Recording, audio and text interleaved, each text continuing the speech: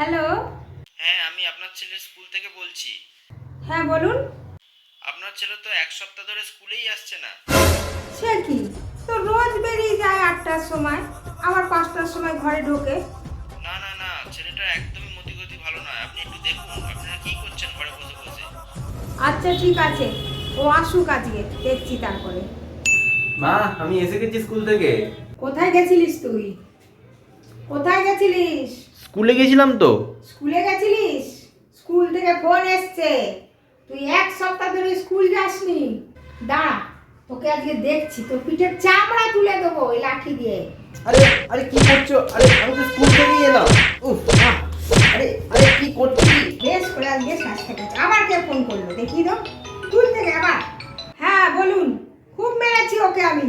না না ম্যাডাম, একটু ভুল হয়ে গেছে। ওটা আপনার ছেলে ছিল না, ওটা অন্য কারোর ছেলে ছিল। অ্যাকচুয়ালি দুজনের নাম তো একই, তো আমরা একটু ভুল করে আপনাকে ফোন করে ফেলেছি। সে কি কথা?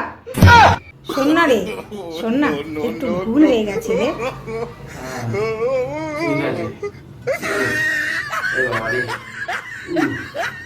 ঠিক আছে। আমি একটা কাজ করি, আমি না আবার স্কুলেই চলে যাই, বুঝলে?